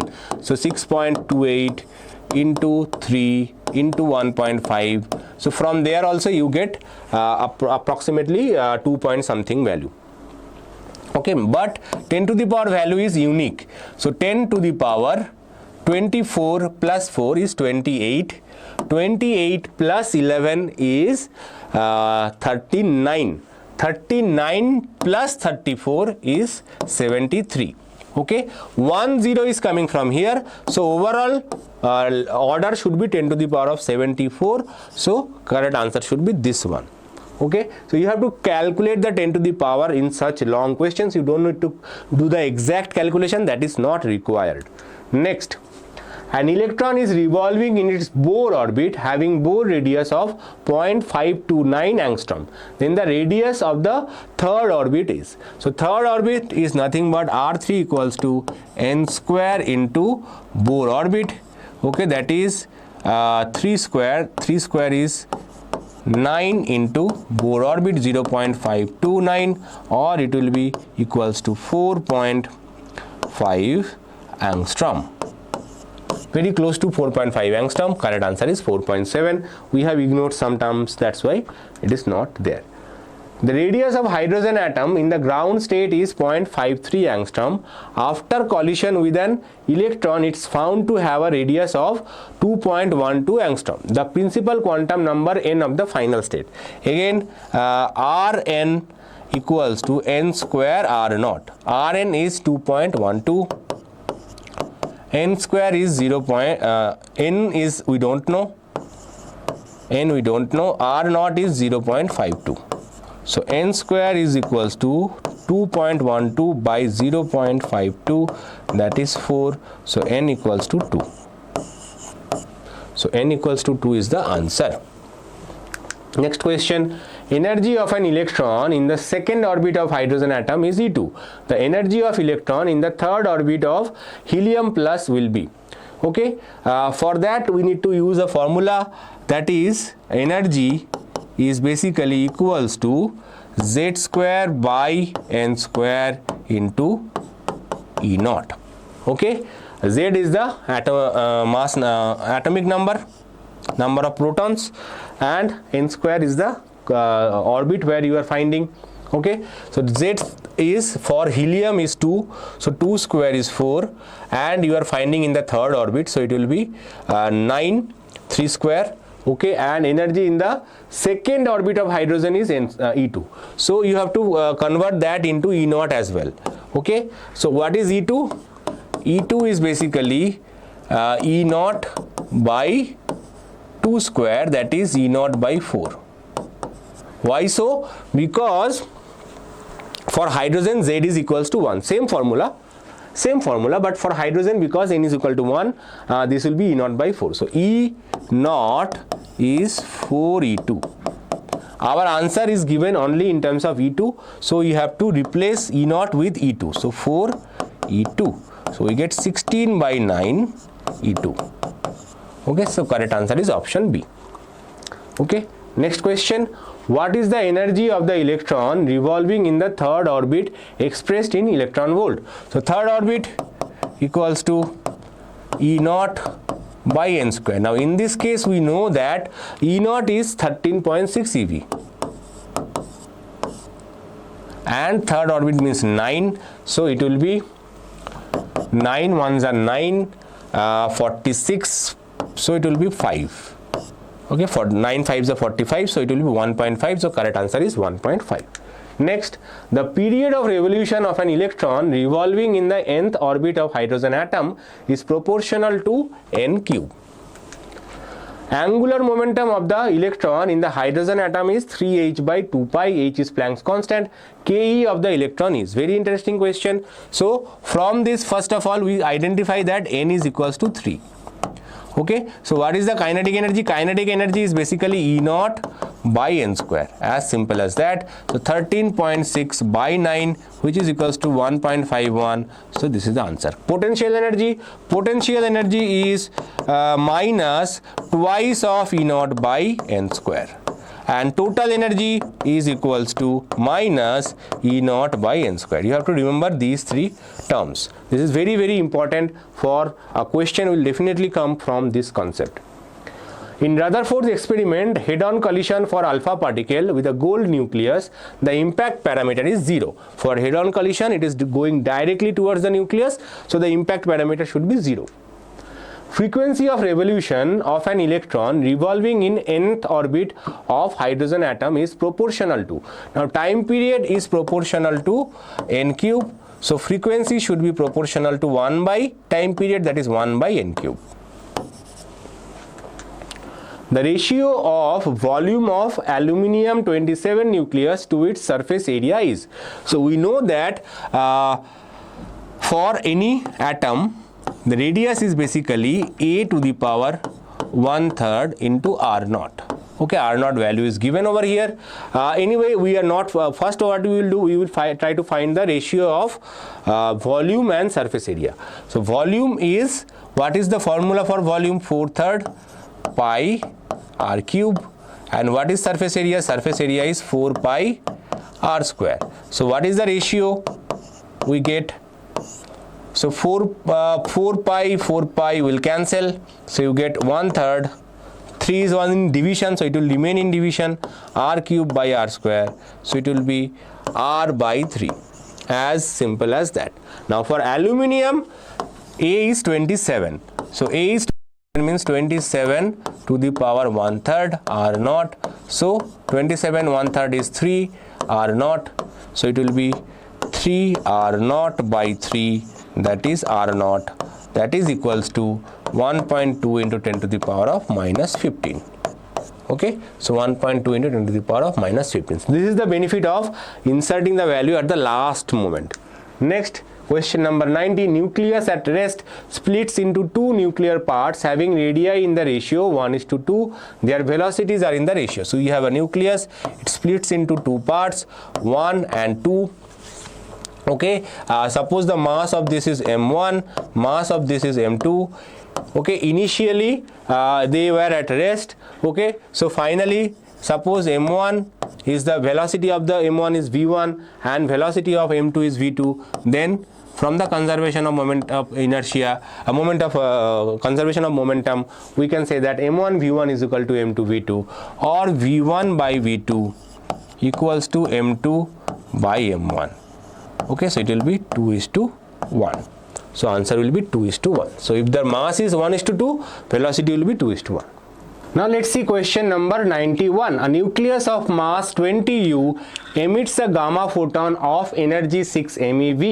The emission assumed to occur when the nucleus is free and at rest. Then the nucleus will have a kinetic energy nearest to. So here we have a nucleus which is emitting radiation. So what is the energy of this radiation? Energy of this radiation is 6 MeV. Right, now you have to understand that it will be based on the conservation of momentum principle. So what is the momentum of the emitted radiation? Momentum of the emitted radiation is E by C.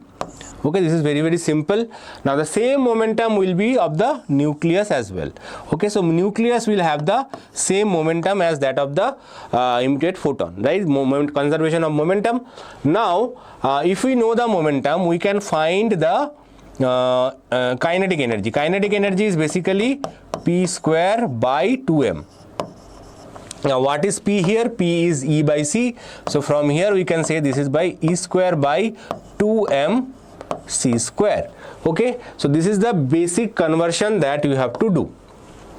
Okay, now what you can use is that now mc square, if you put the value of 20u, okay, then E square by 2 into 20 u c square. Now u c square, that is 1 u into c square, has a constant value, right? 1 u c square is 931, right? We always use this value to convert it from energy to mass to energy, MeV. Okay, so we will use that instead of using this value. That will be complicated and the answer will be very long. So this is the shortcut answer. So Ek is basically E square. E square is 6 MeV. 6 MeV means 6 into 10 to the power of 6 whole square. MeV is very important. 2 into 20 into 931 MeV. So 930, I am assuming 930 only because we just wanted to get the closest value possible. So this will be 6 6 36 into 10 to the power of 12 divided by, obviously the answer is already very long, so 2 into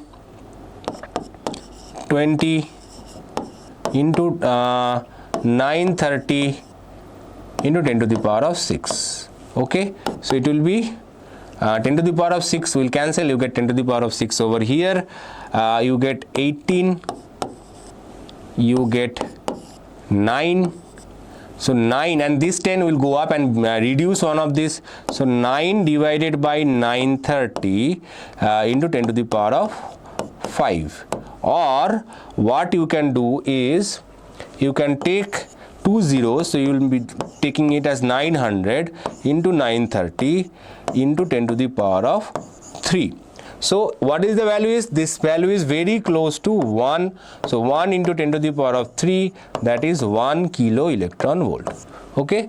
So this is the answer for this question. So either you can use this value, which is very long answer, you can find in the internet. They have given you the answer for this very long. I have solved it the shortcut possible way. You will not get this answer like this anywhere. The binding energy of nitrogen nucleus given this is 14.0030. Now for this you need to know the mass of proton is about 1.007 and mass of neutron is 1.00, about 9 U. Okay, this thing you need to know, otherwise you will not be able to solve this question.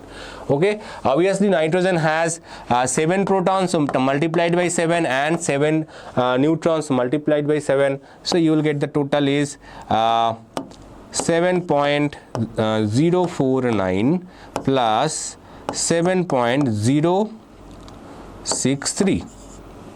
So this will be 14.1 112.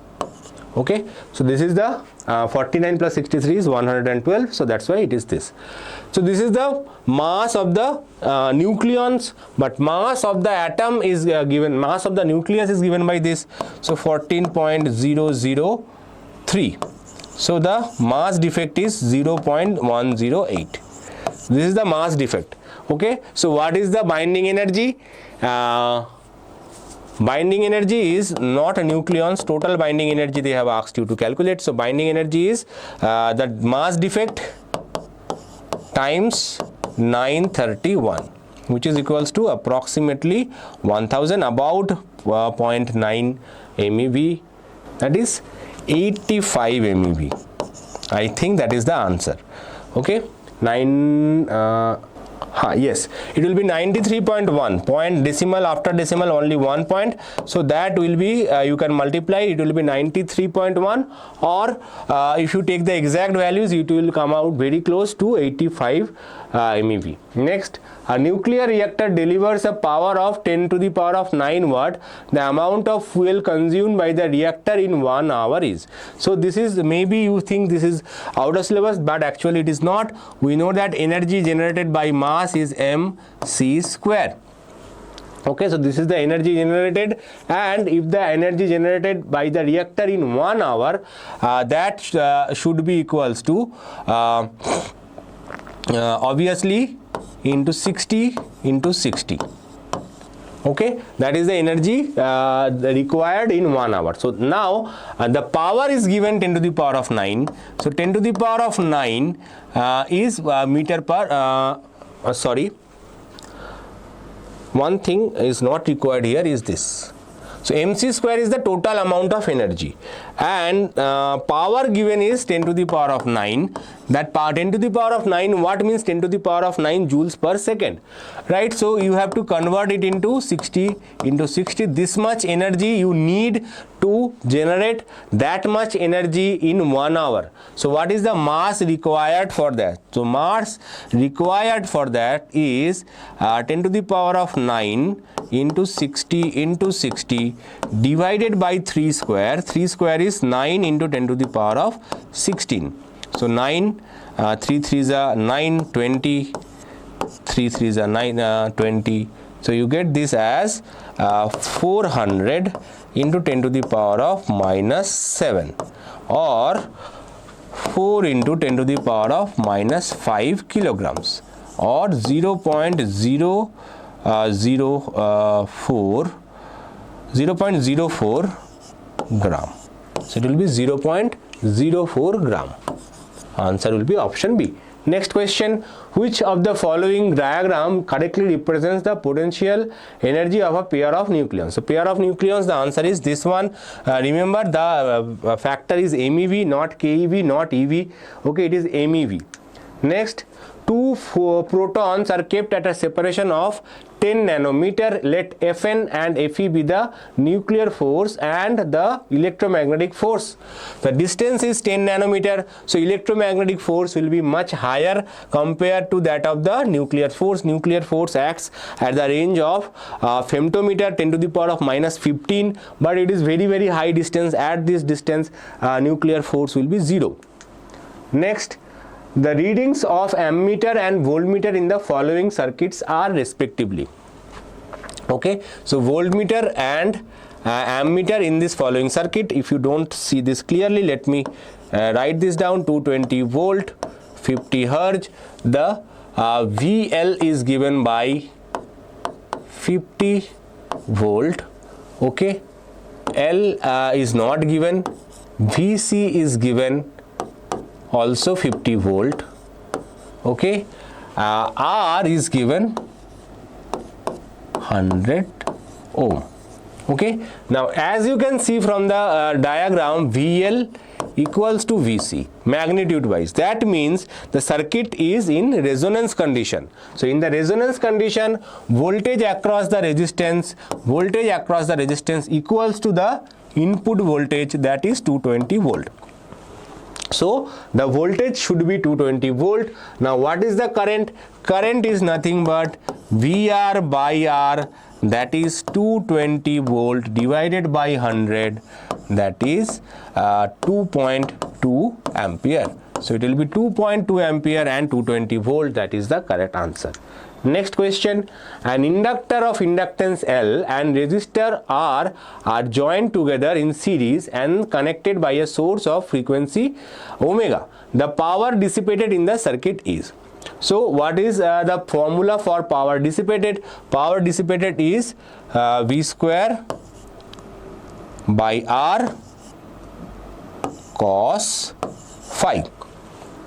Okay, you have to understand this. This is V square by R cos phi. Okay, what is the value of cos phi? So what is the impedance of the circuit? Impedance of the circuit is square root of R square plus omega square L square. Okay, so what is the cos phi? Cos phi is R divided by R by Z.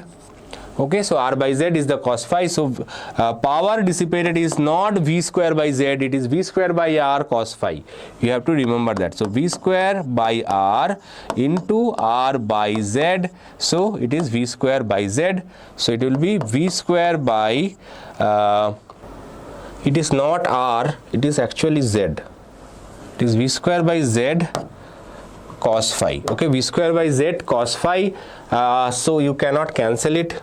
So R will be here and it will be Z. Okay, so V square R by Z square. Okay, so that is V square R by R square plus omega square L square. Okay, so this is the answer, V square R by R square omega square L square. During a beta decay, a nucleon in the nucleus decays, emitting an electron positron. An electron becomes free from the outer orbit of the atom. An atomic electron is ejected. An electron which is already present within the nucleus is ejected. So beta is basically a motion of electron or positron, but this comes from the atom. Okay, and no, sorry, it is not atomic electron. There is no electron in the atom. It is basically a nucleon which decays into positron or electron, and that positron and electron comes out as beta particle. Okay, the energy equivalent to substance of 1 gram is, so what is the equivalent of 1 gram? 1 gram is basically 10 to the power of minus 3 kilograms, and into 3 into 10 to the power of 8 whole square, mc square. So 9 into 10 to the power of 13. Okay, 9 into 10 to the power of 13 joules. Easy one line question. Last question, the mass defect of helium is 0.3 U. The binding energy per nucleon of helium in MeV. So 0.03 is the mass defect into 930 is the total binding energy divided by per nucleon is 4. So this is the actual answer, and you can take this close to 9 into 4 to the 8, then almost 24 if you take 4 24 4 6 are 24 0, so you get this as 3 into 20 to 60 is 780, 2 decimals, so 7.8, approximately 7.8 MeV. Okay, so you see that answer, closest answer is 6.98. Because we have done some approximation, the answer is slightly less, so it will be 7.8 MeV. Correct answer is 6.9. So with this, I have to conclude this session. This is going long, and I'll be back with more videos before your KCET exam is over. And remember, the target for this video is to reach 10K views. If you get the 10K views, then I will give you some surprise. Till then, bye.